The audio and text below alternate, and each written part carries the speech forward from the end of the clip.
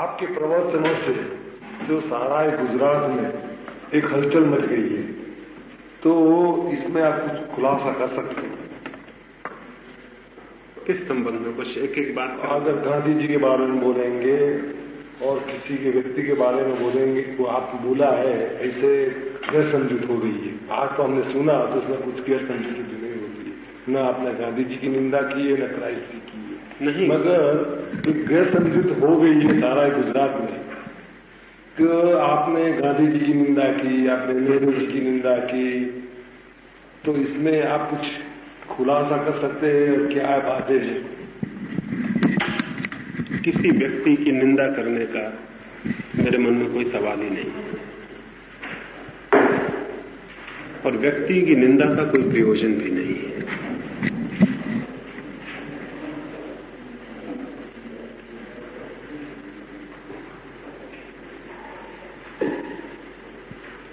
वाद की जरूर मेरे मन में बहुत निंदा है।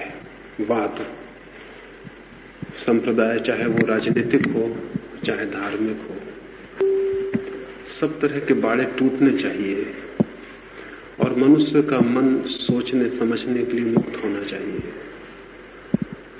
रूस में जाऊंगा तो मार्क्सवाद की विरोध करूंगा, हिंदुस्तान में गांधीवाद का विरोध करूंगा। गांधीवाद से भी विरोध नहीं, वाद से ही मेरा विरोध है।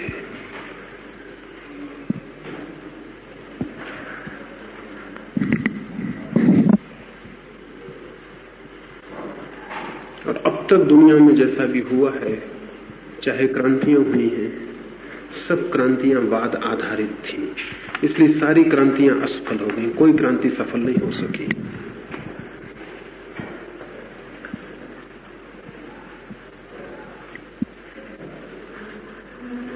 और प्रत्येक वाद मनुष्य के मन को मुक्त करने में सहयोगी नहीं हुआ, बांधने का कारण बना।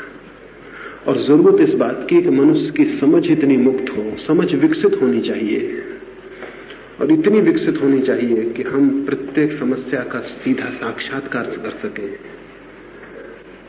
तो गांधी का उपयोग मेरे लिए ये समझ में आता है कि वो देश को, गांधी को हम समझ के इस योग बने कि देश के सामने जो समस्या है उसका हम साक्षात कर सकें।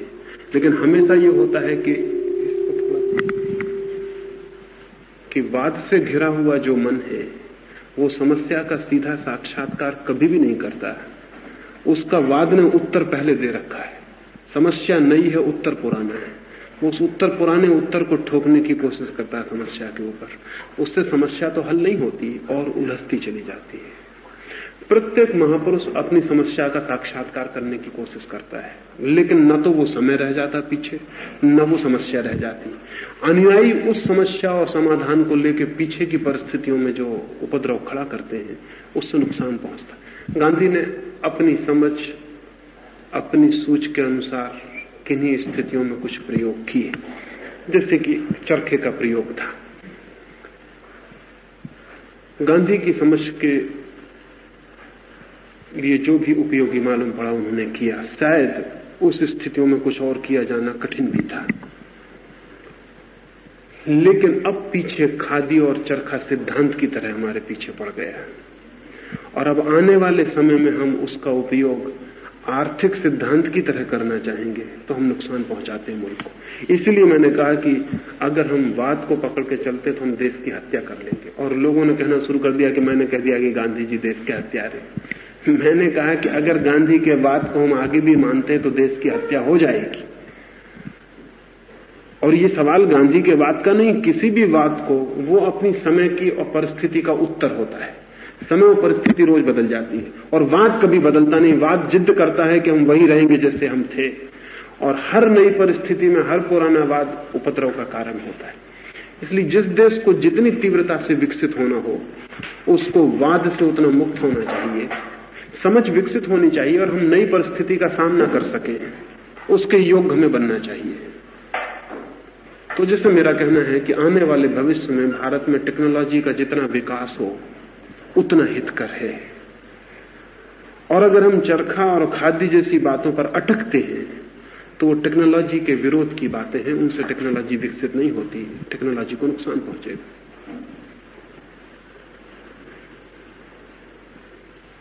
यानी संक्षिप्त में ये कि हर महापुरुष परिस्थिति का उत्तर होता है।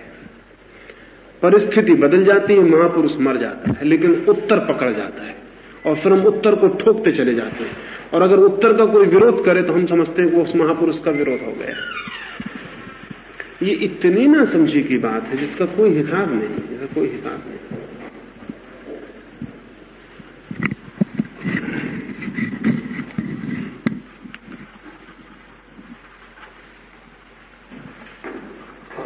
संबंध में जो भी पूछना, आज की जो देश की परिस्थिति है इसमें आप क्या मार्ग बतलाते हैं? जो आज की सारा देश में रुकावट हो गई है और न समस्या का उकेल होता है, सब आदमी समस्या के हल में सब गूंज पड़े क्या करना है क्या नहीं करना है, सोच सकता ही नहीं है।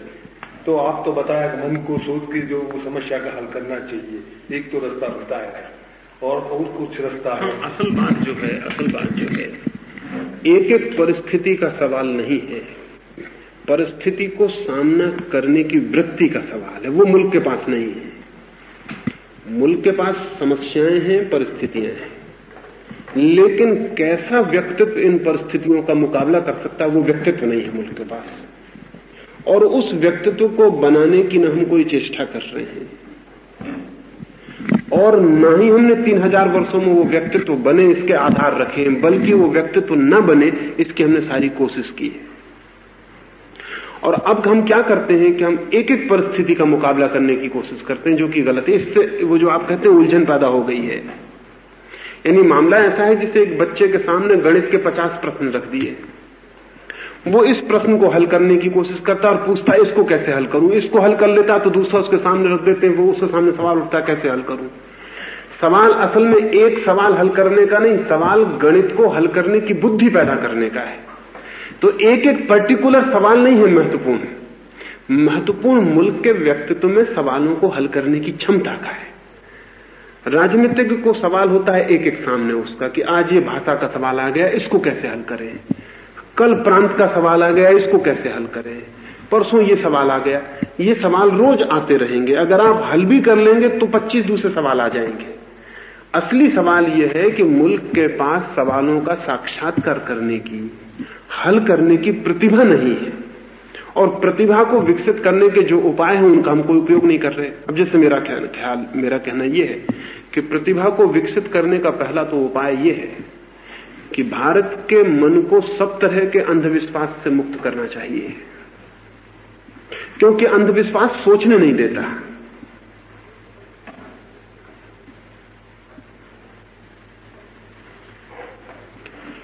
वैज्ञानिक दृष्टि पैदा की जानी चाहिए।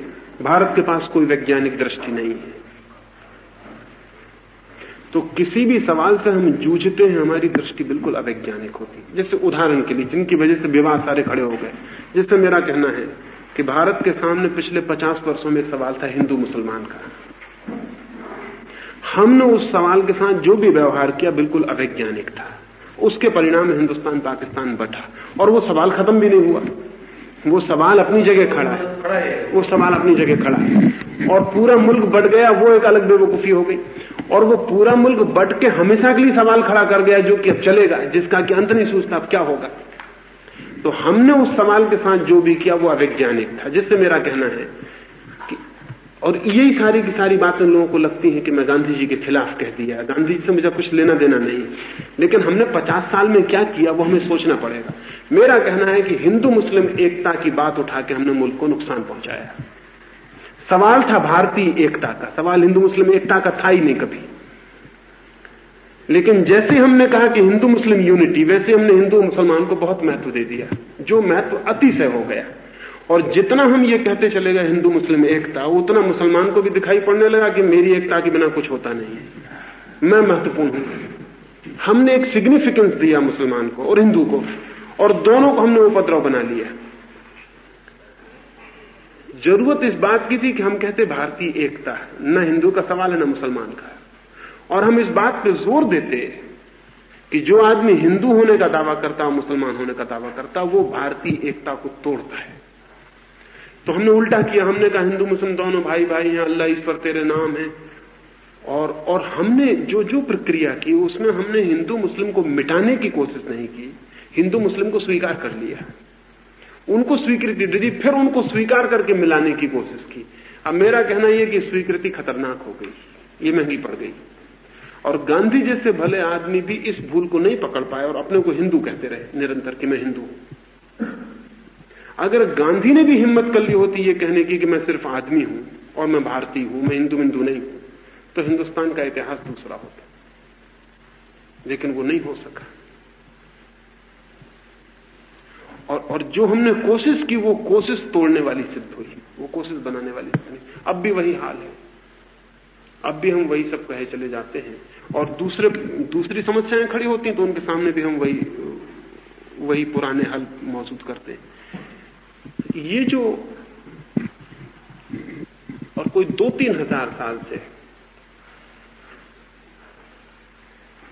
भारत की कुछ दृष्टियां हैं जो उसको सवाल हल नहीं करने देती। जैसे भारत मानता है कि जो भी हो रहा है वो भाग्य से हो रहा है।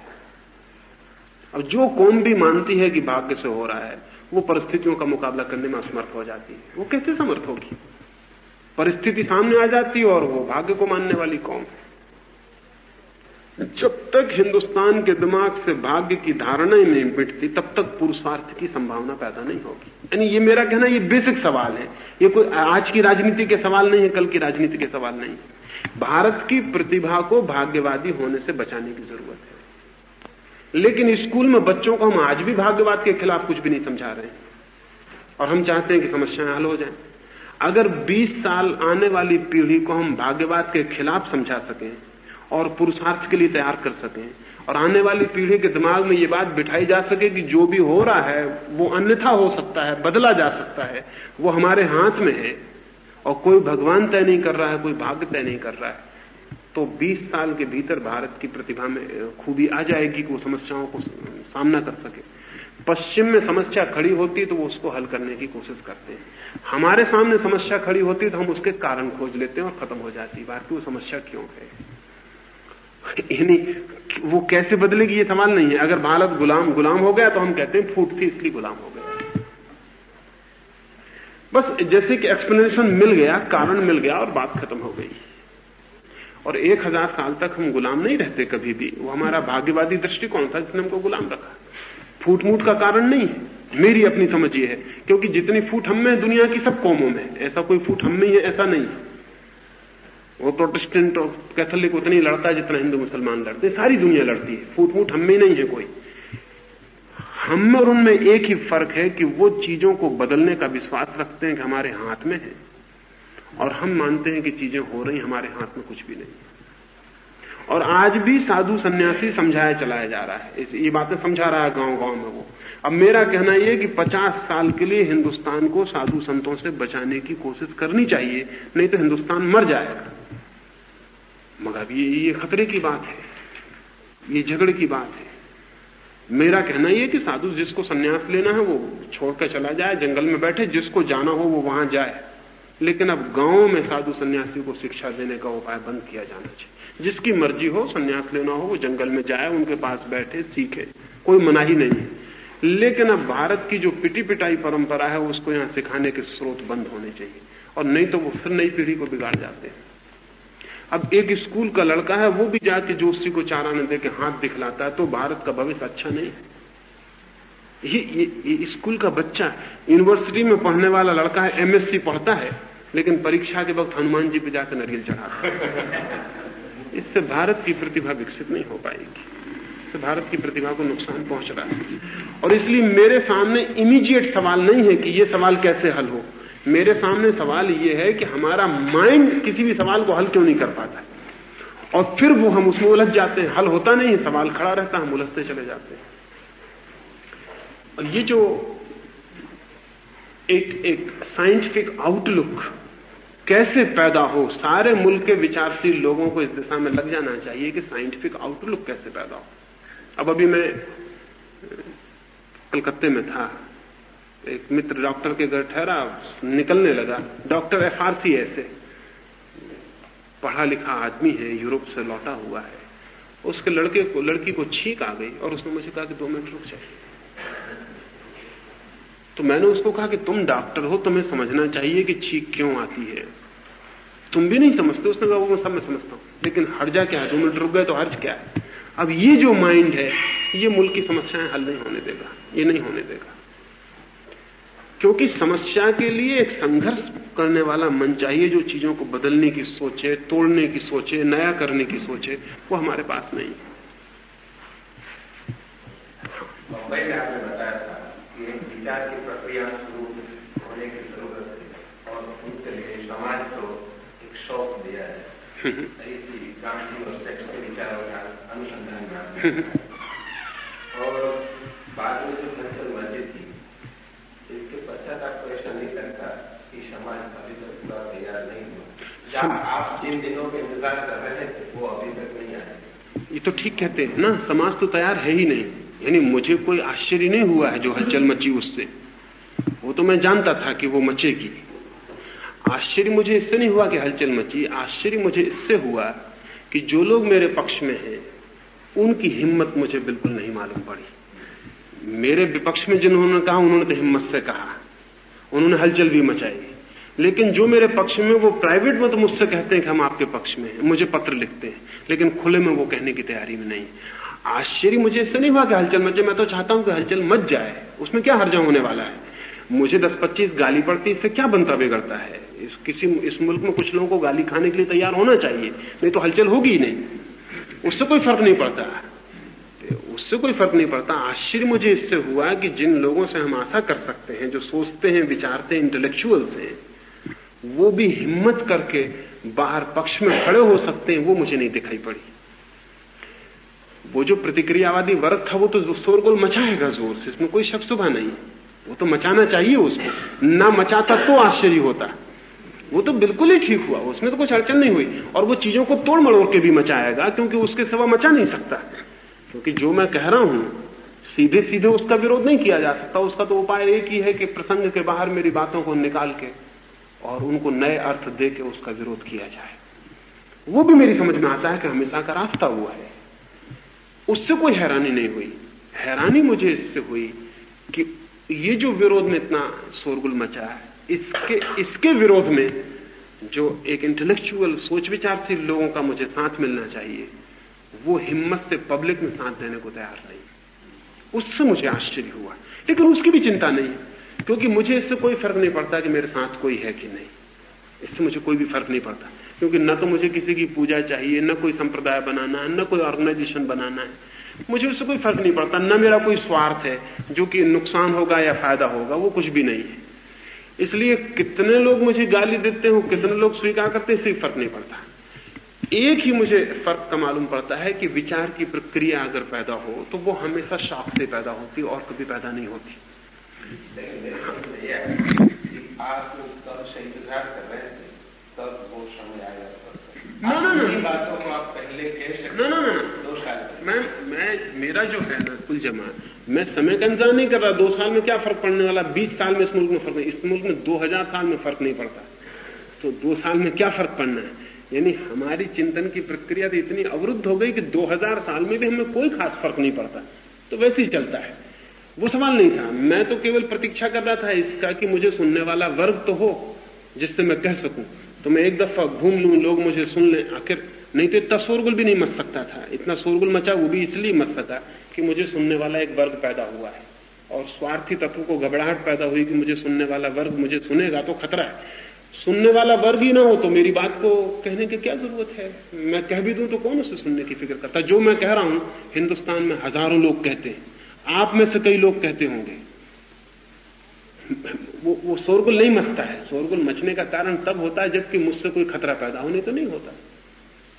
शोरगुल मचता है वो एक लिहाज से अच्छा लक्षण है, उसको मैंने अच्छा लक्षण माना। मैंने समझा कि वो मुझे खतरनाक मानते हैं, ये अच्छा है।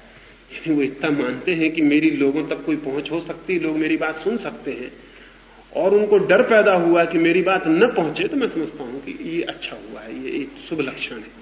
अब सवाल ये कि इसका कैसा उपयोग किया जा सके। अब मैं देख के हैरान हुआ, बंबई के पत्रकार जिन्होंने इंटरव्यू लिया मुझसे, वो एक एक मुझसे कह के गए कि आपकी बात हमें बहुत पसंद है। पीछे भी हमसे कहे कि हमें बहुत दुख है कि जो निकला वो हम नहीं चाहते थे। काफी बड़े मजे की बात है, ये बड़े मजे की बात है। तो बड़ी कठिन बात हो गई ना, फिर तो बड़ी कठिन बात हो गई। चंद्रकांत बोरा मुझे कह के गए पीछे कि हमें बहुत दुख है कि हम जो चाहते थे वो नहीं हुआ, कुछ और हुआ। अब ये जो है ना, लेकिन ये अच्छा है, एक लिहाज से अच्छा है।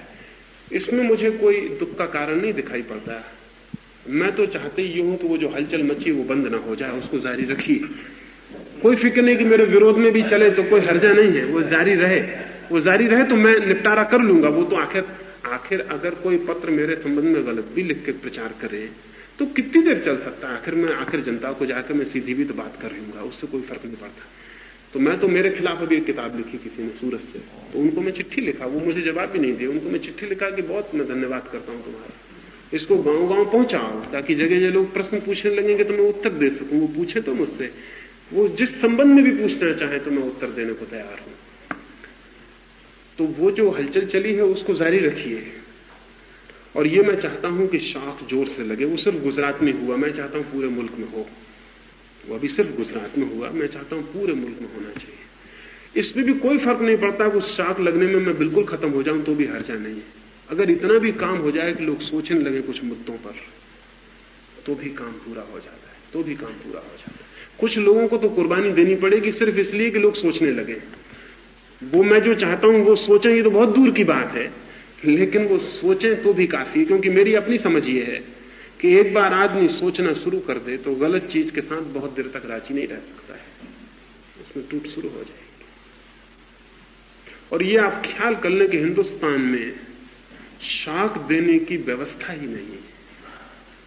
यहां प्रशंसा का इतनी लंबी परंपरा है हमारी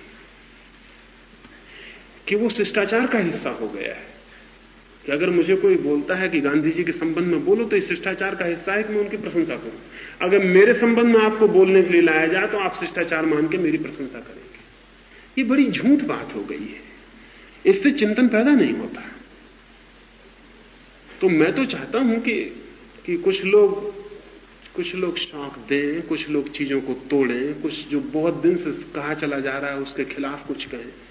ये भी हो सकता है कि शौक देने में उनको थोड़ी अतिशयोक्ति भी करनी पड़े, ये भी हो सकता है, मैं उसके लिए भी राजी हूं। एक दफा शौक लगे, चिंतन शुरू हो तो अतिशयोक्ति तो मिट जाएगी, उसमें कितनी देर लगती है, वो तो डायलॉग पैदा हो जाएगा, मिट जाएगी। लेकिन ये जो रटी रटाई परंपरा चल रही है प्रशंसा करने की, ये बहुत खतरनाक और महंगी पड़ गई, बहुत महंगी पड़ गई। सूरत वाले क्या पुस्तिका निकाली है, क्या आप नहीं देखे? मैं नहीं, रजनीश क्या मार्गे साहित्य संगम हमारा हाथ में पुस्तिका नहीं आई। रजनीश क्या मार्गे टाइटल इज जस्ट रजनीश क्या मार्गे साहित्य संगम। अच्छा, एक दूसरी बात आपने पूछ लूं, तो जो अहमदाबाद का छापा में कुछ आपके विरोध में कुछ आया था, वो उसका आपको क्या बोलने का? अब मजा ये है कि आखिरी उपाय वही रह जाता है। मैं जो कह रहा हूं, अगर उसका कोई उत्तर देने का उपाय न रह जाए, जो मैं कह रहा हूं उसको खंडन करने का कोई मार्ग ना हो, या सीधा मुझसे बात करने का कोई उपाय न रह जाए, तो फिर एक ही उपाय रह जाता है कि मेरे चरित्र को कुछ कहना शुरू किया जाए। और मेरे चरित्र को बहुत कुछ कहा जा सकता है, क्योंकि मैं चरित्र के मामले में बंधा हुआ आदमी नहीं हूं, क्योंकि मैं तो किसी मामले में बंधा हुआ आदमी नहीं हूं। तो वहां जो घटना हुई, मनु भाई को मैं वहीं कहा था कि ये घटना हो गई तो मैं इसका कल सुबह पब्लिक मीटिंग में बात कर लूं। आप भी यहां मौजूद हैं, वो बहन भी यहां मौजूद है, वे सारे लोग भी मौजूद हैं जिनके सामने घटना हुई। तो अभी ये बात करना बहुत साफ होगा। पीछे 2 महीने 4 महीने बाद आप बात शुरू करेंगे, ये मैं जानता हूं। फिर साफ करना बहुत मुश्किल हो जाएगा, क्योंकि वो सारे लोग नहीं होंगे, मैं नहीं होऊंगा, वो बहन नहीं होगी। घटना कुल इतनी हुई कि बनारस यूनिवर्सिटी की प्रोफेसर, और वो कोई जैसा उन्होंने लिखा है कि जवान स्त्री जवान, वो नहीं, वो कोई 45 साल की 25 साल का तो उसका जवान लड़का है। 45 साल की महिला और कोई साधारण शिक्षित नहीं, हिस्ट्री की प्रोफेसर बनारस यूनिवर्सिटी में, वो मेरे साथ आई हुई थी। जैसे हिम्मत भाई मेरे साथ आए हुए हैं, तो वो मेरे साथ आई हुई थी, तो वो मेरे साथ रुकी। एक दिन कोई बात नहीं हुई। वो मेरे साथ रुकी थी, जहां मैं रुका हुआ था वहां उसे रुका हुआ था। एक दिन कोई बात नहीं हुई। दूसरे दिन दोपहर को प्रेस कॉन्फ्रेंस हुई और उसमें गांधी जी के संबंध में कुछ प्रश्न पूछे गए, मैं उत्तर दिया। तो वो जो संस्था है वो तो गांधीवादियों की संस्था है। लाला लाजपत राय भवन में मैं रुका था और वो सर्वेंट्स ऑफ पीपुल सोसाइटी जिसके मनु भाई भी सदस्य हैं और वो सारे लोग थे। वो सारे लोग जिन्होंने आयोजन किया था, क्योंकि मुझे तो कठिनाई पड़ गई, मेरे सारे आयोजक 90% तो गांधीवादी थे सारे मुल्क में, क्योंकि आजकल आयोजक भी वो हैं, नेता भी वो हैं, सब कुछ वो हैं, जो भी करना है वही करते हैं। तो मुझे तो तकलीफ, तो वो आयोजक दिल्ली की मीटिंग के सारे गांधीवादी थे, मनु भाई भी एक आयोजक थे उसमें। वो जो प्रेस कॉन्फ्रेंस में मैं सारी बातें कहा उससे उनको बेचैनी हुई। उस रात, अब मुझे पता नहीं उन्होंने सबने सोच के क्या निकाला, दूसरे दिन शाम को मैं मीटिंग से लौटा तो उन्होंने उस स्त्री का सामान और बिस्तर सब बाहर निकाल दिया। वो खड़ी दरवाजे पर रो रही। मैं आया तो मैं हैरान हुआ और 10-25 लोग मेरे साथ आए थे। वो सब पूछे क्या हुआ, तो उस स्त्री ने कहा कि कुछ हुआ नहीं, मुझे कुछ कहना नहीं, आपके पैर छूने के लिए मैं रुकी हूं, मैं पैर छू लूं और मैं जाऊं, मैं जा रही हूं। तो मैंने कहा अभी तेरे जाने की कोई बात नहीं थी, 2 दिन और रुकने का था, हुआ क्या है? तो उसने कुछ कहना पसंद नहीं किया, क्योंकि एक भद्र और शिष्ट महिला, उसने कहा कि मुझे कुछ भी नहीं कहना है, अब इस बात को खत्म कर देना है।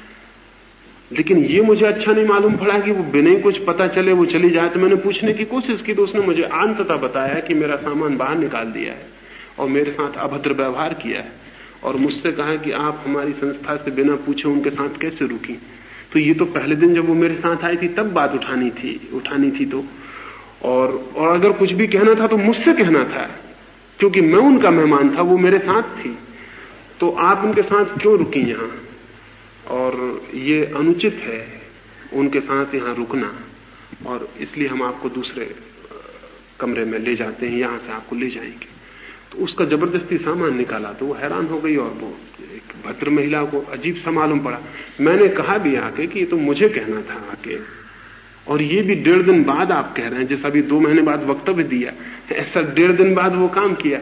फिर भी मैंने कहा कोई हर्ज नहीं है, तो मैं उसको समझाने की कोशिश किया कि अभी फिलहाल, लेकिन वो महिला भी जिद पकड़ गई कि मेरा अपमान हुआ है, मैं रुकूंगी तो यहीं रुकूंगी, मैं दूसरे मकान में जाने में राजी नहीं हूं, क्योंकि मैंने न कोई पाप किया है और न कोई बुराई की है। क्षमा इन्हें मांगनी चाहिए कि मेरा सामान बाहर निकाला। वो ये जिद पकड़ गई और ये सारे लोग ये जिद पकड़ गए कि इसको इस कमरे में रुकने नहीं देंगे। मेरी समझ के बाहर हो गया। मैंने कहा कि इसमें कुछ भी निपटारा होना चाहिए, और मैंने इनसे कहा कि इसमें मनु भाई भूल मैं आपकी समझता हूं, क्योंकि ये बात मुझसे कहनी थी, पहली बात 1.5 दिन पहले कहनी थी, और अभी भी कहनी थी तो मुझसे कहनी थी आके, तो इसको कोई भी रास्ता हो सकता था, उससे सीधा आपको बात नहीं करनी थी, और ये अशोभन बात हुई है।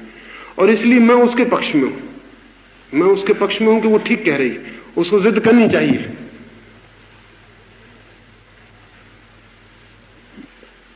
और मैंने कहा कि उसको आज रात रुकने दें, कल सुबह मैं उसको कहूंगा कि तू दूसरे कमरे में चली जा।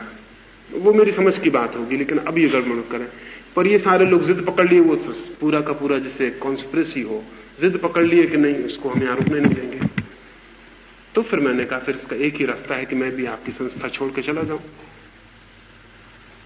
और मैं प्रोटेस्ट में आपकी संस्था छोड़ के जाता हूं, क्योंकि ये अभद्र व्यवहार आपने किया। रह गई मेरी बात, तो मैंने उनसे कहा कि मुझे कोई कठिनाई नहीं, मेरे कमरे में कौन आके रुक जाए। मैंने कहा आप भी आके रुक जाएं, बहुत तकलीफ हो कि ये महिला यहां सो रही है, तो रात में आपको उसकी बहुत चिंता हो तो आप भी इसी कमरे में आकर रुक जाएं। ये मेरी समझ में आता है कि और 2 जन भी इसी कमरे में आकर रुक जाएं, ताकि आपको चिंता न रहे, परेशानी न रहे।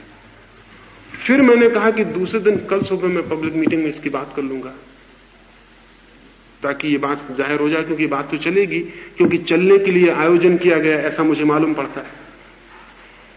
तो मुझे रोका कि नहीं, इसकी बात मत करिए, संस्था का अपमान होगा, ऐसा होगा वैसा होगा, माफ करिए, जो हो गया वो हो गया।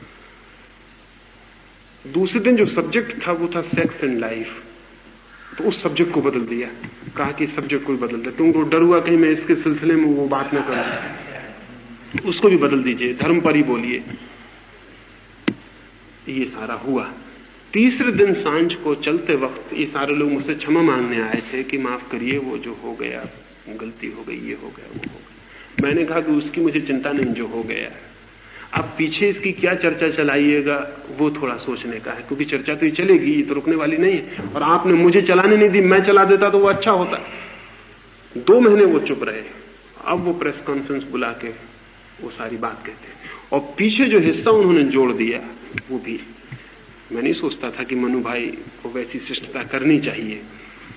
मुझसे तीसरे दिन सांझ को बैठक में ये बात हुई कि अगर कोई स्त्री आपका आलिंगन करे तो आपको ऐतराज है। मैंने कहा कि मुझे कोई स्त्री भूत प्रेत कोई भी आके आलिंगन करे तो मुझे कोई ऐतराज नहीं। मैं किसी का आलिंगन करने नहीं जाता हूं, मेरा कोई आलिंगन करे तो मुझे कोई ऐतराज नहीं है।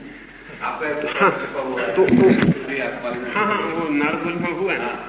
तो फिर उन्होंने मुझसे पूछा कि आप क्या मानते हैं कि आलिंगन सेक्सुअल नहीं है? मैंने कहा आलिंगन सेक्सुअल हो भी सकता है, नहीं भी हो सकता, ये करने वालों पर निर्भर है। एक माँ अपने बेटे का आलिंगन कर सकती है, एक बहन अपने भाई का कर सकती है, एक पत्नी अपने पति का कर सकती है। ये तो इस पर निर्भर है कि करने वाले क्या कर रहे हैं। वो सेक्सुअल हो भी सकता है और स्पिरिचुअल भी हो सकता है। ये कोई जरूरी नहीं है कि वो कैसा है, ये करने वालों पर निर्भर है। और मैंने कहा कि तीसरा आदमी कभी तय नहीं कर सकता कि 2 करने वालों का आलिंगन कामुक था कि नहीं था। और मैंने कहा तीसरा आदमी अगर तय करने जाता तो वो तो सेक्सुअल है, ये पक्का है, उसको तो नहीं कम से कम तय करने जाना चाहिए। यानी अगर मनु भाई से कोई आलिंगन कर रहा है तो मैं कैसे तय करूं कि वो आलिंगन सेक्सुअल है कि नहीं, और मैं करूं भी क्यों? और अगर मैं करता हूं तो मैं सेक्सुअल हूं, इतना तो पक्का हो जाता है, और उनका आलिंगन हो या ना हो ये मुझे कुछ पता नहीं। वो सारा का सारा उसके पीछे जोड़ दिया कि मैं आलिंगन को चुंबन को कामुक नहीं मानता हूं। बच्चों जैसी बात है, लेकिन कोई बहुत समझदारी की बात है। हाँ, समझदारी की बात नहीं मालूम पड़ी मुझे थोड़ी कि कोई बहुत समझदारी की बात। और फिर मेरे जैसे आदमी के लिए जो कि पब्लिक में सारी बातें करने को हमेशा राजी है, उसके लिए फिर ऐसा 2 महीने छिपा के फिर अहमदाबाद में जहां मैं मौजूद नहीं हूं वहां वक्तव्य देना। लेकिन चलेगा, ये सब चलेगा, ये चलेगा। रिफ्यूट क्या, मैं बात तो ठीक ही है, वो बात तो ठीक जो मैंने कहा ना। रिफ्यूट क्या करता हूं? रिफ्यूट का क्या मतलब? घटना तो बिल्कुल ठीक है कि वो महिला मेरे साथ रुकी थी, इसमें कोई झूठ बात नहीं है। मैंने कहा कि उसको रुकना चाहिए, इसमें भी झूठ बात नहीं है। उसके प्रोटेस्ट में मैं महिला को लेकर दूसरे घर में चला गया, वो भी बात सच है, इसमें कुछ बात झूठ नहीं है। इंटरप्रिटेशन को रिफ्यूट करता हूं, बात झूठ नहीं है, बात तो बिल्कुल ही सच है, बात तो बिल्कुल ही सच है। लेकिन व्याख्या उसकी जो है वो जैसे कि नारगोल के चित्र को छाप दिया है।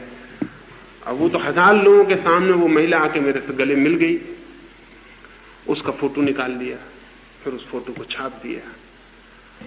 सैकड़ों लोगों का मन हो सकता है गले मिलने का, और मैं नहीं मानता कि गले मिलने में कोई पाप हो गया। लेकिन हमारा जो दिमाग है, सोचने का जो ढंग है, वो तो ठीक है। वो जिस ढंग से सोचते हैं वो हमको ख्याल में आ गई बात कि ये बहुत पाप हो गया, बहुत गलत हो गया। और मैं तो चूंकि सेक्स के संबंध में भी मेरी दृष्टि बहुत और तरह की है, और जो सप्रेसिव माइंड है उसके मैं बिल्कुल विरोध में हूं। मैं इस पक्ष में भी नहीं हूं कि आदमी और स्त्री के बीच इतना फासला हो जितना फासला हमने बना के रखा है, क्योंकि मेरा मानना है ये फासला आदमी को कामुक बनाने का कारण बनता है। स्त्री और पुरुष जितने नजदीक होंगे, जितने निकट होंगे, हाँ ना पूछ लेना, पूछ लेना।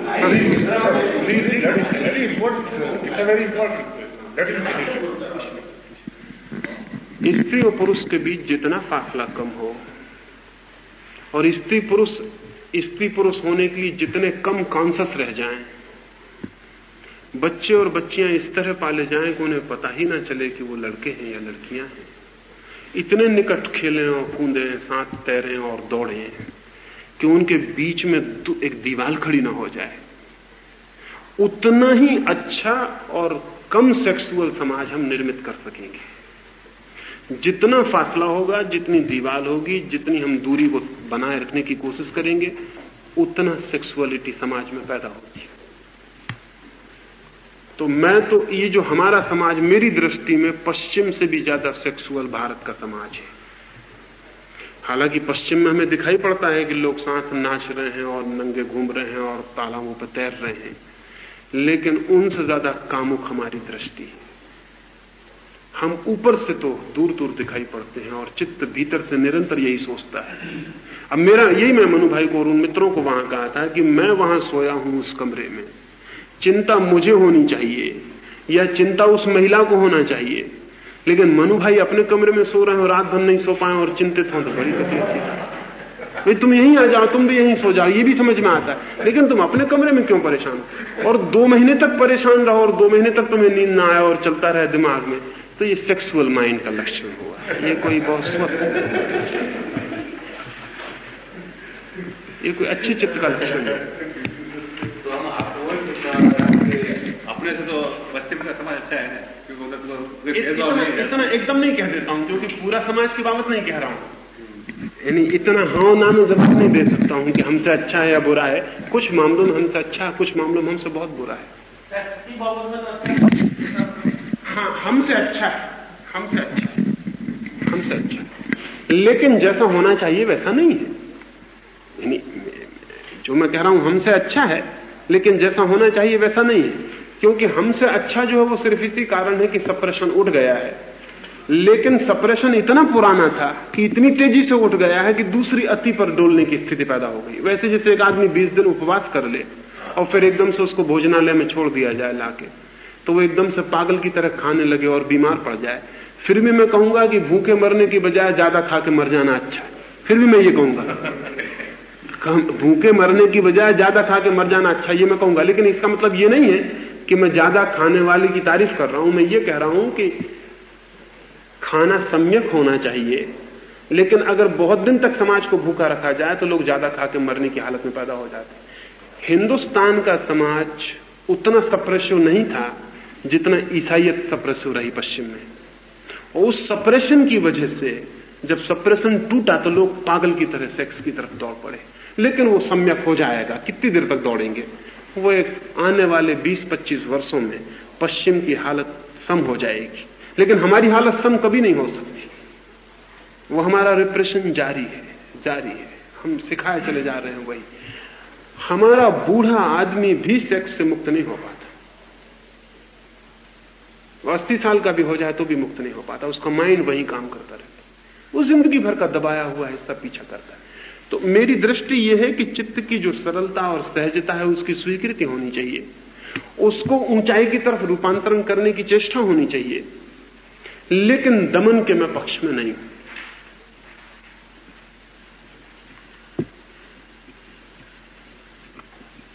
और उसी को लेके भी काफी, आपके गुजरात में उसको लेके भी काफी चला है कि मैंने कहा कि बच्चे और बच्चियों को बहुत देर तक जहां तक हमसे बन सके उन पर वस्त्र पहनने का आग्रह नहीं लगाना चाहिए।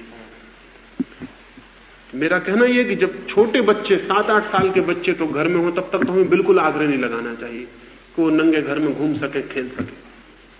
13-14 साल के भी बच्चे हो जाएं और अगर घर के बाथरूम में वो नंगे नहाना चाहें तो उनको नहाने देना चाहिए।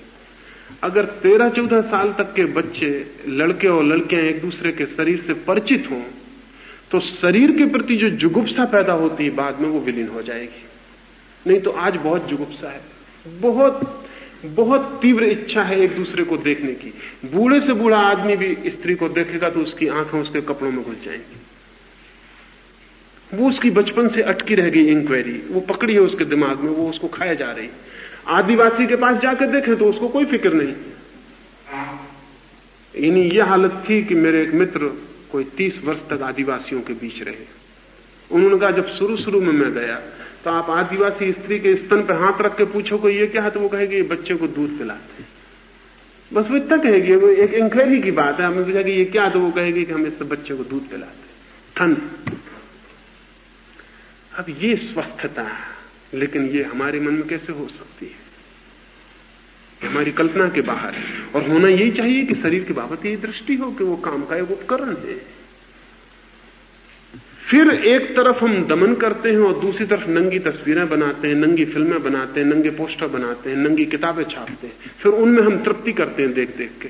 अब मेरा कहना यह है कि अगर नंगा ही देखने की इच्छा है तो नंगा आदमी ही देख लो, वो अच्छा है, स्वस्थ है। बजाय नंगी तस्वीर के। क्योंकि ये मेरी समझ है कि नंगा आदमी देख के आप नंगा देखने की इच्छा से मुक्त हो जाओगे, नंगी तस्वीर देख के आप कभी मुक्त नहीं हो सकते, क्योंकि तस्वीर बहुत तरकीब से नंगी बनाई गई है, उससे आप मुक्त कभी नहीं हो सकते, वो आपको और पकड़ेगी और खींचती चली जाएगी। तो उसको भी शोरगुल मचाया, उसको ये कि मैं ये कहता हूं कि 13-14 साल के बच्चों को नंगा घुमाया जाना चाहिए, तो मैंने कभी नहीं कहा कि नंगा घुमाया जाना चाहिए। मेरा कहना यह है कि वस्त्रों पर रोक टोक कम होनी चाहिए, और कम से कम घर में भाई बहन तो नंगे बाथरूम में नहा सके, इकट्ठे कुएं पे नहा सके। घर में तो इतनी बाधा ना हो कि घर में बहन या भाई कपड़ा बदले तो बहुत डरे और दीवार के पीछे जाए। अगर बच्चे देख लें माँ बाप को नंगा, बच्चे एक दूसरे को नंगा देख लें, तो नंगा देखने की जो तीव्र आकांक्षा है वो छीन हो जाती, और वो छीन हो जाए तो नंगा पोस्टर विलीन हो जाएगा अपने आप, नंगी फिल्म विलीन हो जाएगी। अब एक तरफ हमारे साधु संत कहते हैं कि नंगा पोस्टर नहीं होना चाहिए, एक तरफ कहते हैं कि नंगी फिल्म नहीं बनना चाहिए, नंगी किताब नहीं लिखी जानी चाहिए, और दूसरी तरफ आदमी को ढांकते चले जाते हैं, और इन दोनों बातों में विरोध है। वो इसी नंगे आदमी को देखने की इच्छा वहां पूरी की जा रही है।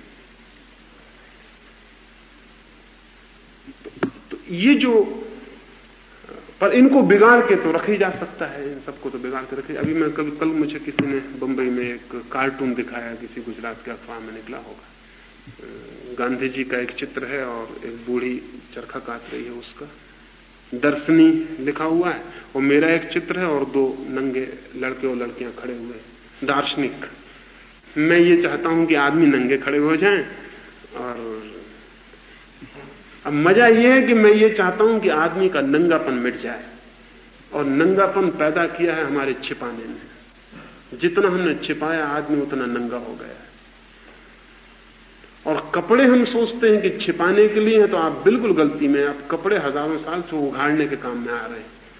एक नंगी औरत इतनी खूबसूरत कभी नहीं होती जितनी कपड़ों में बांध के खड़ी होकर दिखाई पड़ती है। नंगी औरत से आप घबरा जाएंगे, थोड़ी देर में कहेंगे देवी कपड़ा पहनो, लेकिन वो जो कपड़े में छिपी औरत है वो आपकी जिज्ञासा को जगाती चली जाती है, जगाती चली। कपड़े औरत को 50% सौंदर्य तो कपड़े देते हैं, और जितनी समझ बढ़ती जा रही है कपड़े के बाबत उतनी औरत सुंदर होती चली जा रही है। औरत इतनी सुंदर नहीं, शरीर में क्या सुंदर जैसा होने वाला बहुत कुछ है। कपड़े उघाड़ रहे हैं, शरीर को छिपा नहीं रहे हैं, और कपड़े उभार के शरीर को बता रहे हैं। और सारी कपड़ों की टेक्निक अब जो है वो ये है कि कपड़ा शरीर को कितना नंगा कर दे, इसकी तरकीब है पूरे कपड़े के साथ। नंगा शरीर इतना नंगा कभी भी नहीं होता जितना कपड़ों में तरकीब से दिखाया गया शरीर नंगा होता है। क्योंकि कुछ मामले हैं, आदमी की क्यूरियोसिटी जगाने के लिए कुछ रास्ते हैं। कुछ दिखाओ और कुछ छिपा लो तो आदमी की क्यूरियोसिटी बढ़ जाती है। पूरा दिखा दो तो क्यूरियोसिटी खत्म हो जाती है। तो शरीर की अब जो तरकीब चल रही सारी दुनिया में वो ये है कि उसको कुछ छिपाओ कुछ दिखाओ। वो जो कुछ दिखाओ उससे जो छिपा है उसको देखने की प्रवृत्ति और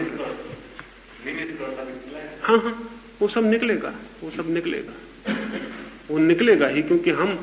क्योंकि शरीर को हम देखना भी चाहते हैं नंगा और दिखाना भी चाहते हैं। दोनों बातें ख्याल रख लेना, वो हमारे स्वभाव का हिस्सा है। हम देखना भी चाहते हैं और दिखाना भी चाहते हैं, और इन दोनों स्वाभाविक इच्छाओं को दबाए हुए हैं। तो फिर हम तरकीब निकालेंगे। अब झूठे स्तन बाजार में बिकते हैं जिनको स्त्री लगा ले और दिखाई पड़े हो। आप हैरान होंगे कि यूनान में झूठी पुरुष की जनेंद्रियां भी बिकती हैं, जो वो फुल पेंट के अंदर लगा ले और फुल पेंट के ऊपर उसको दिखाई पड़े कि उसका जो जनेंद्री है वो बहुत बड़ी। अब ये इसको मैं नंगापन कहता हूं। ये हद पागलपन हो गया है कि आप ये सब कुछ करें बजाय इसके, यानी ये तो पागलपन की बात हो गई। ये जो कपड़े चुस्त होते जा रहे हैं वो शरीर को दिखाने के लिए है कि शरीर दिखना चाहिए भीतर से कि शरीर कैसा है।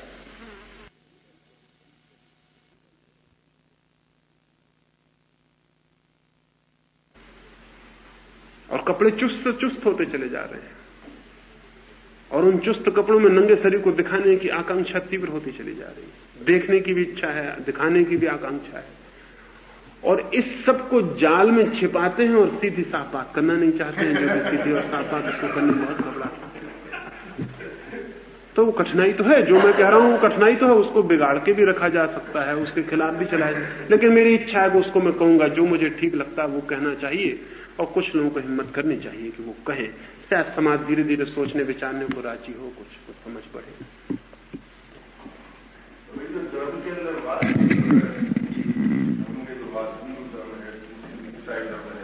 तो एक दूसरे पे जो एग्रेशन करते हैं उसके बारे में आपका क्या है? वो तो करेंगे, जब तक वाद चलेगा तब तक वाद एग्रेसिव होगा, क्योंकि वाद के लिए संख्या चाहिए, अनुयायी चाहिए, और वो बाजार है अनुयायियों का। अगर आप 10 अनुयायी हैं और 3 संस्था वाले हैं तो तीनों कोशिश करेंगे कि ग्राहक किसको मिल जाए, और ग्राहक के लिए चेष्टा में आक्रमण होगा। दुनिया में जब तक वाद है तब तक आक्रमण जारी रहेगा। अगर वाद ही मिट जाए तो आक्रमण मिट सकता है, और वाद मिट सकते हैं। अगर हम एक एक व्यक्ति को ये समझाने की कोशिश करेंगे तुम वाद में मत बंधना, तो वाद मिट सकते हैं। हिंदू रहेगा तो मुसलमान पर आक्रमण जारी रहेगा, मुसलमान रहेगा तो हिंदू पर आक्रमण जारी रहेगा, क्योंकि दोनों दुकानदार एक ही बाजार में हो, ग्राहक सीमित है, और उन्हीं को लाना है, ले जाना है, वो जारी रहेगा। अच्छी दुनिया पैदा करनी हो तो वाद, धर्म, संप्रदाय सब जाने चाहिए।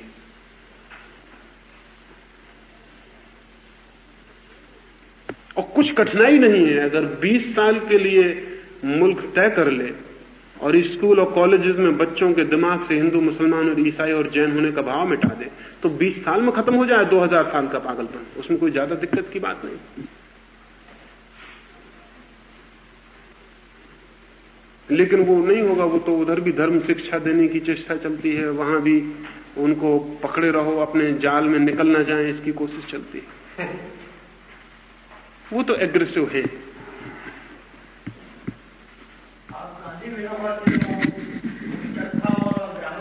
बात है उनके विपक्ष में बोलते हैं, तो देश की जो आज माली हालत है, ग्राम समाज में जो गरीबी है, बेकारी है, उस हालत में अब क्या उसका विकल्प सोच सकते हैं? नहीं, मैं उसका विकल्प नहीं कहता हूं और ना मैं उसके खिलाफ हूं। मेरा कहना है कि अगर ग्रामोद्योग और चरखा चले तो वो हमारी मजबूरी हो, सिद्धांत नहीं। मेरी बात समझ रहे हैं ना? वो मजबूरी है हमारी। यानी अगर गांव में कोई दवा उपलब्ध नहीं है और आप होम्योपैथी की गोली खाते हैं तो मैं कहता हूं ये मजबूरी है आपकी, लेकिन वो एलोपैथी का सब्स्टिट्यूट नहीं है। मेरा मतलब आप समझे ना? कोशिश तो हमारी एलोपैथी पैदा करने की होनी चाहिए। नहीं मिलती तो हम राख भी खा लेते हैं जाके किसी गुरु की, ठीक है, नहीं मिलने की हालत में ठीक।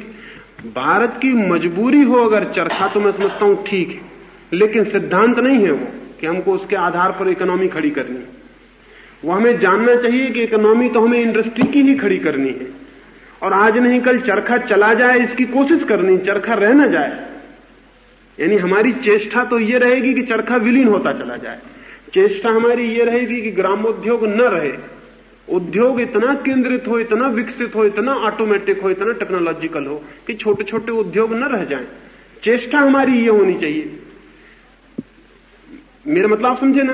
लेकिन मेरी बात को गलत समझा जाता। मैं ये नहीं कहता कि आप चरखों को आग लगा दो, अभी चरखे कुछ काम कर रहे हैं उनको करने दो, लेकिन चरखा मजबूरी, जैसे बैलगाड़ी मजबूरी। चेष्टा तो हमारी ये होनी चाहिए कि बैलगाड़ी नहीं बचने देंगे मुल्क में। हमारा लक्ष्य तो ये होना चाहिए कि बैलगाड़ी नहीं बचने देंगे। इसका मतलब ये नहीं कि आज जब बैलगाड़ी जो भी कर रही है उसको हम आग लगा दें, लेकिन ध्यान में रहे कि हमको बैलगाड़ी हटा देनी, उसकी जगह नए वाहन ले आने। लेकिन विनोबा और गांधी का मामला मजबूरी का नहीं है। विनोबा और गांधी को तो बड़ी इंडस्ट्री मजबूरी, वो मिट जाए इसकी चेष्टा। आप मेरा फर्क समझ रहे हैं ना? विनोबा और गांधी के लिए जो बड़ी इंडस्ट्री है वो मजबूरी, छोटी इंडस्ट्री ही होनी चाहिए, और धीरे धीरे बड़ी इंडस्ट्री विकृत हो जाए, टूट जाए, बिखर जाए, विकेंद्रित हो जाए, और छोटी इंडस्ट्री आ जाए।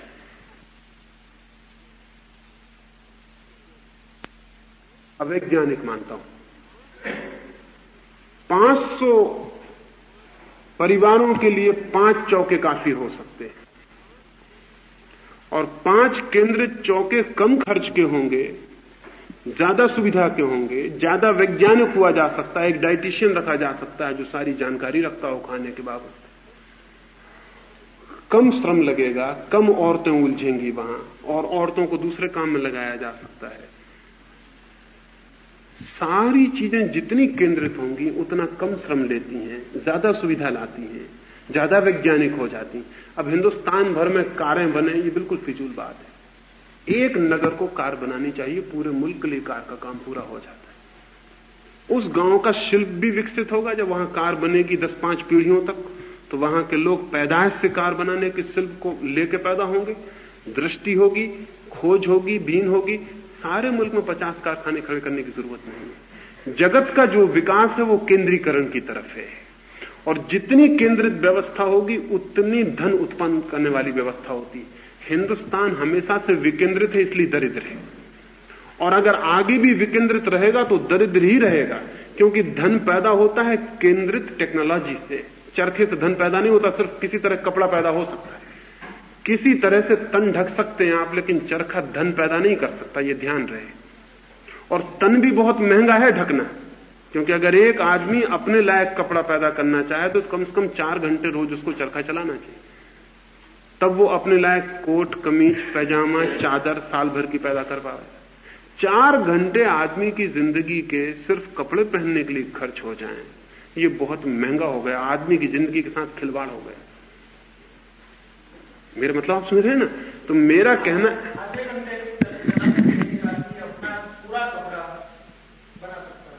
पूरा कपड़े का मतलब फिर जरा दूसरा हो जाएगा, फिर गांधी जैसा कपड़ा पहनना पड़ेगा। मेरा मतलब समझ रहे ना?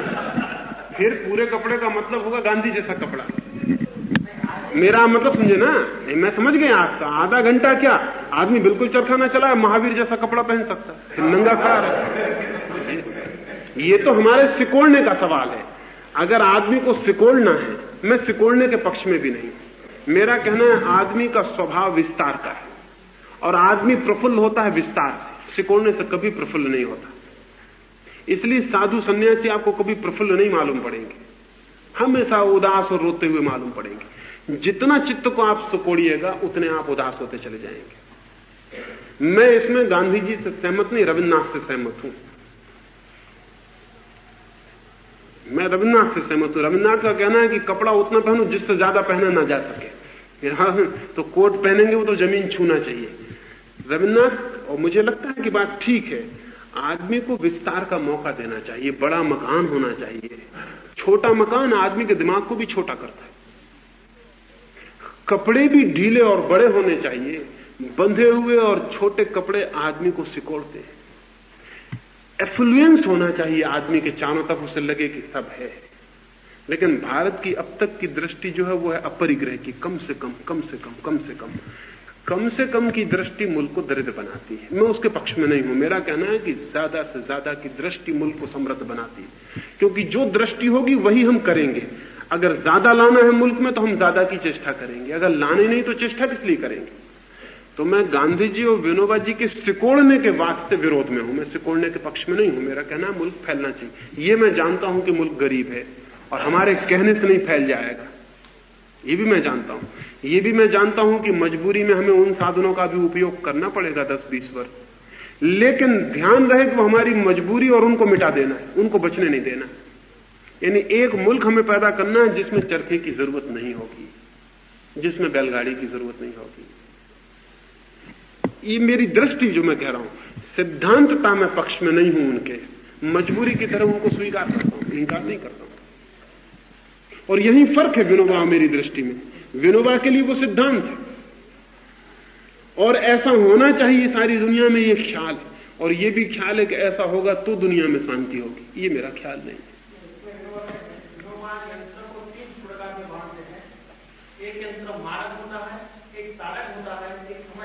कोई यंत्र न तो मारक होता न तारक होता, आदमी के हाथ में तय होता है कि क्या होगा।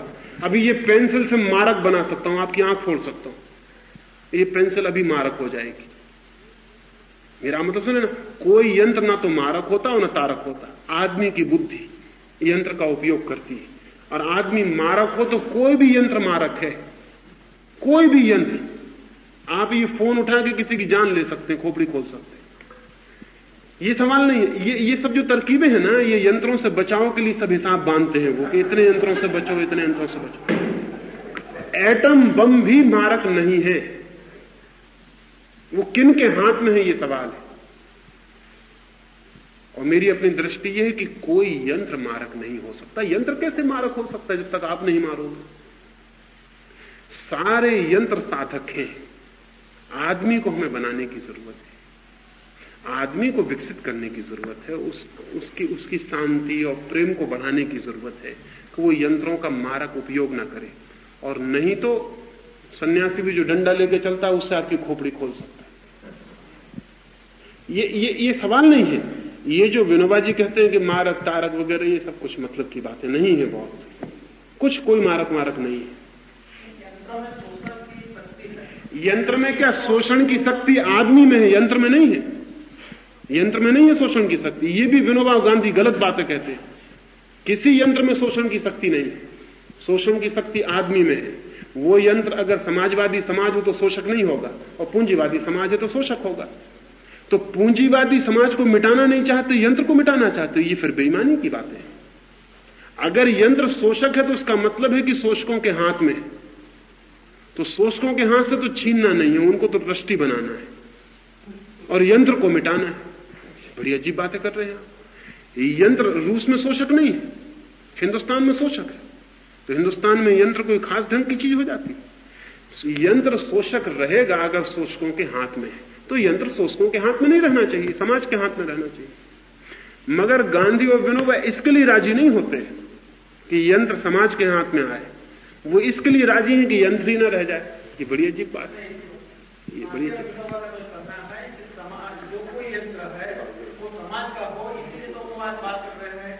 व्यक्तिगत मालिकी नहीं होनी चाहिए, समाज की मालिकी होनी चाहिए। इसीलिए वो कहते हैं कि आज हमारा भी यंत्र है, जैसा है, उसमें हमने बहुत वैज्ञानिक दृष्टि से वो ये रखा। तो आज एक आदमी अपना कपड़ा, मेरी आप बात समझे कि नहीं?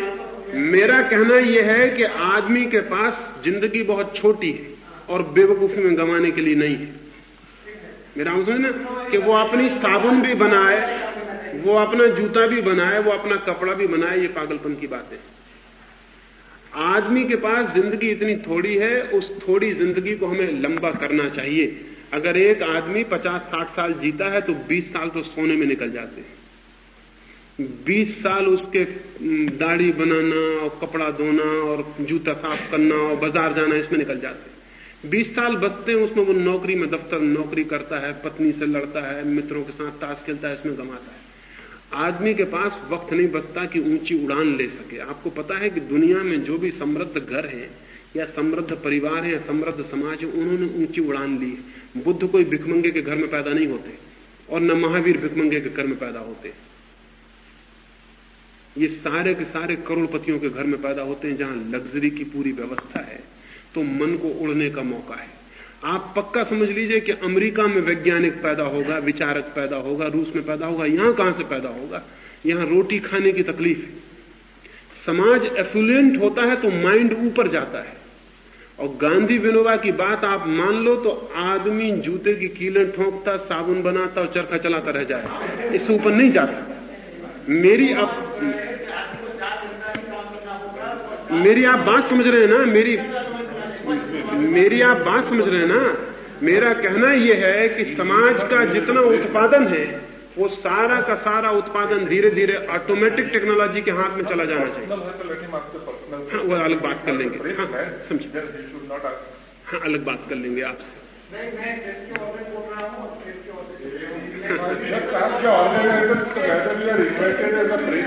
ठीक ठीक, समझा ना? आपको कुछ और पूछना, आपसे अलग बात कर लूंगा। समझ गया? समझे? कोई हर्जा नहीं। जी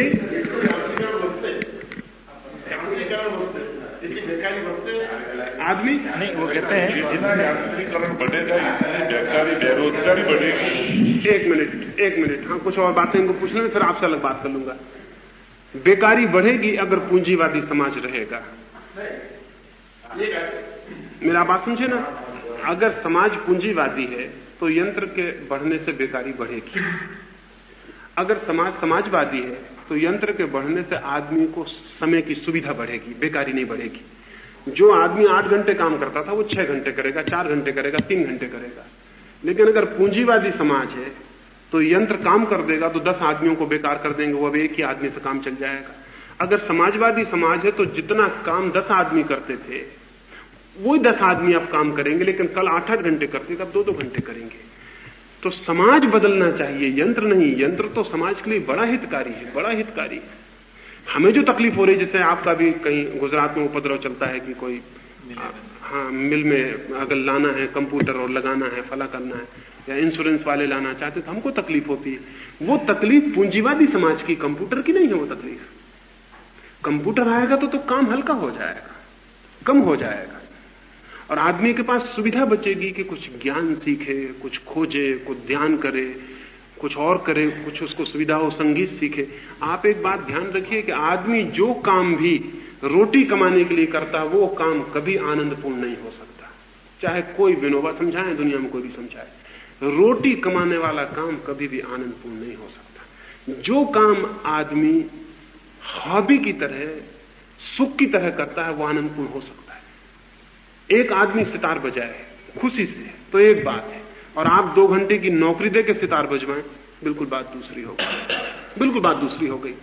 आदमी की जिंदगी में उतना ही आनंद बढ़ता है जितना वो अपनी मौज से कुछ कर सके, और मौज से कर सके इसके लिए जरूरी है कि दुनिया में यांत्रिकता का अधिकतम विस्तार हो। लेकिन यांत्रिकता खतरनाक सिद्ध होगी पूंजीवाद के लिए। पूंजीवाद में यांत्रिकता बढ़ेगी तो बेकार बढ़ेगा, बेकार बढ़ेगा तो क्रांति की संभावना बढ़ती है। और इसलिए मैं कहता हूं गांधी विनोबा की बात पूंजीवाद को बचाने के लिए सबसे कारगर तरकीब है। अगर समाज को पुराने यंत्रों पर ले जाया जा सके तो समाज पूंजीवाद के पीछे लौट जाएगा।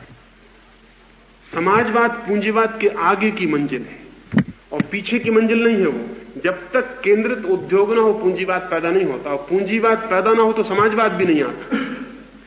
अगर चरखा और ये सब मान लिया जाए, हालांकि कोई मानेगा नहीं, ना कोई मानता है, अगर ये मान लिया जाए तो समाज की स्थिति पूंजीवाद से पिछड़ी स्थिति हो जाएगी। और अगर एक एक आदमी चरखा काटने लगे तो जो प्रोलेटेरिएट का मजदूर का वर्ग है वो खत्म हो जाएगा। वो तो इसलिए पैदा हुआ है कि एक केंद्रित उद्योग पैदा हुआ है, एक इंडस्ट्री, तो वहां 10,000 मजदूर इकट्ठे, वो 10,000 मजदूर की ताकत हो गई है इकट्ठी। अगर घर घर में चरखा हो जाए तो मजदूर की ताकत खत्म हो जाएगी, फौरन उसका इकट्ठा होना खत्म हो जाएगा, वो कहीं रह नहीं जाएगा। और अगर हम इस तरह सारे उद्योग को छोटे छोटे टुकड़ों में तोड़ दें तो पूंजीवाद की जो व्यवस्था है वो पीछे लौट जाती है, सामंतवादी हो जाती है। उस सामंतवादी व्यवस्था से समाजवाद कभी नहीं आ सकता। तो एक लिहाज से विनोबा से भी ज्यादा बिरला समाजवाद के लाने में सहयोगी है, अगर समझा जाए ठीक से। तो विनोबा और गांधी से ज्यादा बिरला और डालमिया और साहू सहयोगी हैं समाजवाद के लाने में। क्योंकि जितना पूंजीवाद तीव्र होता है, जितना यंत्र बढ़ता है, बेकारी बढ़ती है, नीचे का मजदूर बढ़ता है, उतनी क्रांति होने की संभावना बढ़ती है। और वो क्रांति आएगी ही, क्योंकि या तो यंत्र कम करने पड़ेंगे और या क्रांति लानी पड़ेगी। क्योंकि बढ़ते हुए यंत्र समाज को बदलने के लिए मजबूर कर देते, और आपको एक व्यवस्था लानी पड़ेगी जिसमें कि यंत्र आदमी को बेकार न कर सके, बल्कि आदमी को समय दे। तो आप ठीक कहते हैं, अभी तो बेकारी बढ़ती है, अभी तो बढ़ती, लेकिन हमको समाज बदलना चाहिए, यंत्र नहीं रोकना चाहिए, समाज बदलना चाहिए, समाज बदलना चाहिए। बीमार को नहीं मार डालना चाहिए, बीमारी बदलनी चाहिए। ये तो बात ठीक है कि बीमार मर जाए तो बीमारी अपने आप खत्म हो जाती है, ये बात बिल्कुल ठीक है, लेकिन इससे बीमार को मार डालने की कोशिश नहीं होनी चाहिए। यंत्र को नहीं मार डालना है। यंत्र के कारण जो बीमारी पैदा हो रही वो यंत्र के कारण नहीं हो रही, वो पूंजीवाद की वजह से पैदा हो रही। यानी संक्षिप्त में ये मैं कहना चाहता हूं, यंत्र न तो खराब है, न मारक है, न विध्वंसक है। यंत्र का हम कैसा उपयोग करें और कैसा समाज हो, इस पर निर्भर करेगा सब कुछ। यंत्र तो बढ़ते जाना चाहिए, समाज को बदलना चाहिए। समाज को बदलने से जो डरते हैं वो कहेंगे कि यंत्र को ही मत लाओ बीच में, क्योंकि वो आएगा तो बदलाहट आनी जरूरी हो जाएगी।